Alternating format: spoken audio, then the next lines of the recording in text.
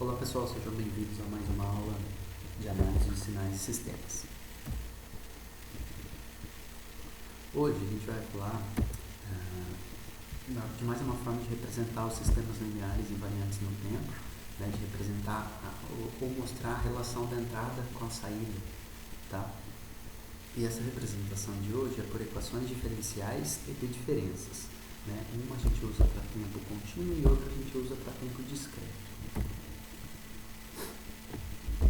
Então, elas fornecem outra representação das características de entrada e saída de um sistema LT. As equações de diferença são usadas para representar sistemas de tempo discreto, enquanto as diferenciais representam sistemas de tempo contínuo. A forma geral de uma equação diferencial de coeficiente e constantes linear é essa daqui, né? Então, eu tenho uma somatória de termos A com derivadas em y e uma somatória de constantes b derivadas em x de t, onde x de t é a entrada e y de t é a saída. Nós vamos trabalhar mais com as equações de diferenças, que são representadas por esse modelo aqui, uma somatória de constantes A que multiplica y, n com deslocamentos, né? E a mesma coisa igual a uma somatória de constantes b que multiplicam aí x n menos os deslocamentos, tá? Onde n é a ordem da equação e corresponde à derivada mais elevada ou à memória máxima que envolve a saída, tá? A gente vai ver daqui a pouquinho isso daí. Então, um exemplo de equações a diferença de segunda ordem é isso daqui: y de n mais y de n menos 1, deslocado de 1, mais 1 sobre 4 y de n menos 2, deslocado de 2. Tá? Esses carinhas aqui, o coeficiente seria 1, né? Então não preciso colocar, igual a x de n mais 2x de n menos 1. Essa equação poderia representar a relação entre sinais de entrada e saída de um sistema, que processa dados em um computador. Nesse exemplo, a ordem é n igual a 2, pois a equação envolve y de n menos 2, implicando uma memória máxima na saída do sistema igual a 2. Então, como aqui na minha equação a maior memória é essa daqui, ou seja, o maior deslocamento é esse daqui, né? Isso está relacionado com a memória, tá? Um outro detalhe é que a memória é análoga ao armazenamento de energia em um sistema contínuo. Daí a gente pode usar uma tática que é reorganizar essas equações para se obter fórmulas recursivas para computar a saída corrente, né, a saída atual do sistema a partir do sinal de entrada e de saídas passadas, né, ou seja, posições de memória no computador. Então a gente reescreveria dessa forma, a gente isolaria o y de n. Tá? Isso aqui é uma forma geral, vai ficar mais fácil da gente ver aqui um pouquinho mais para frente. Essa equação indica então como obter y de n a partir da entrada e dos valores passados da saída, né? Então essas equações são utilizadas para implementar sistemas de tempo discreto em um computador. Então lá, considere computar y de n para n maior ou igual a zero, a partir de x de n, para essa equação aqui, né? Aquela que a gente viu. Tá? A primeira coisa que eu faria, né, que a gente deve fazer, é isolar o y de n, que a gente quer achar a saída. Né? Então esses dois caras aqui, eles vão ser passados para o outro lado com o sinal trocado. Tá? Muito bem. Agora, o que a gente vai fazer? A gente vai dar valores para n e verificar o que acontece com a equação. Então, a gente vai começar com n igual a zero.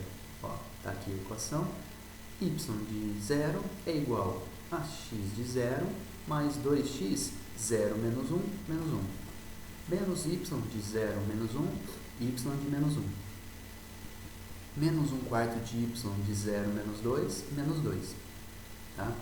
E depois a gente vai fazer para n igual a 1, para n igual a 2, para n igual a 3. A mesma coisa, vai mudando. Né? Então, x de 1, aí x de 1 menos 1, 0, y de 1 menos 1, y de 0, y de 1 menos 2, y de menos 1, e assim por diante. Ou seja, em cada equação, a saída corrente, por exemplo, a saída corrente é a que você está fazendo naquele momento, né? É computada a partir da entrada, né? Então, por exemplo, a y de 1 é computada a partir da entrada, você tem que saber qual é a sua entrada para n igual a 1. E dos valores passados da saída, porque, por exemplo, ó, eu preciso aqui de y de 0. O y de 0 eu achei aqui, tá? Mas eu também vou precisar do y de menos 1, tá? Então eu tenho que passar algumas informações para vocês aí, para a gente desenvolver um exercício desse tipo. Ou seja, para iniciar esse valor em n igual a 0, devemos conhecer os dois valores passados mais recentes. Por quê? Olha, em n igual a 0, eu preciso conhecer y de menos 1 e y de menos 2. Então, esses caras são as condições iniciais do sistema. Eles resumem todas as informações sobre o passado do sistema que são necessárias para determinar as saídas futuras, tá? Ou seja, aqui está um pouco escondidinho, o número de condições iniciais é igual à ordem do sistema. Por exemplo, aqui a ordem do sistema, a mais alta ordem que é 2, né? Então eu preciso de 2 condições iniciais. Se o maior deslocamento fosse 3, eu precisaria de 3 condições iniciais, e assim por diante. Vamos verificar um exemplo, tá? Então, y de n menos 1,143, y de n menos 1, mais 0,4128, y de n menos 2, é igual a 0,0675, x de n, mais 0,1349, x de n menos 1. Então, novamente, a maior ordem é 2, tá? O maior deslocamento aqui. Então, você precisa de 2 condições iniciais e também você precisa de uma informação da entrada, que você precisa saber sobre x de n. As condições iniciais são y de n menos 1 igual a 1 e y de n menos 2 igual a 2. Então, essas são as condições iniciais para iniciar o problema em relação a y, né? Em relação a x, a gente sabe que a entrada é x de n é igual a 2n, né? Ou seja, o valor que tiver aqui, a amplitude vai ser 2 vezes n, tá? Então, começando para n igual a 0. Vamos fazer isso na prática aí para a gente entender melhor. A primeira coisa que eu fiz é isolar o y de n, tá? Então, peguei e passei esses caras aqui para o lado de lá, mudando o sinal. Muito bem. Ficamos com isso aqui. Tá? E agora eu vou começar para n igual a 0. Então, y de 0, y de 0 menos 1, y de menos 1. Para esse cara aqui, 0 menos 2, menos 2. X de 0 e x de menos 1. Tá vendo? Agora a gente já pode começar a substituir. Você sabe que a primeira condição inicial, y de menos 1 é 1. A segunda condição inicial, y de menos 2 vale 2. Tá? Ah, professor, e o x de 0? Lembra que x de n é igual a 2n? Então é 2 vezes 0, que vai dar 0. Então esse cara vai sumir. E o x de n menos 1 também vale 0, porque a gente falou o seguinte, ó, o x de n vale 2n a partir de n igual a 0, tá? Então, x de menos 1 vai ser 0. Muito bem. Multiplico esse aqui multiplicado por 1, esse aqui multiplicado por 2, obtive esse resultado. Cuidado que você vai usar esse resultado nas próximas, né? Então, se você tiver algum probleminha aqui, já vai atrapalhar o resto do desenvolvimento. Para y1, a mesma coisa, faço as substituições aqui, y de 1, 1 menos 1, y de 0, 1 menos 2, y de menos 1, x de 1, n, né, x1, e x de 1 menos 1, x de 0. Né? Então, a gente já sabe que 0 vezes 2 vai dar 0, então esse aqui já vai sumir. Ah, professor, e agora o y de 0? Você acabou de achar aqui, né? Tá? Então, você vai usar na próxima. Tá aqui. O y de menos 1 é a condição inicial que você sabe.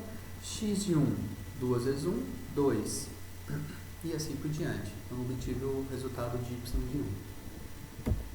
Fiz aqui também para você confirmar do y2. Ó, verifique o y2, eu uso o y1 que eu achei na última. e o y de 0 que eu achei na penúltima interação aí, tá? E assim por diante. Muito bem, pessoal, então vocês têm exercícios aí para fazer, tá bom? Espero que a nossa aula tenha sido proveitosa. Até a próxima.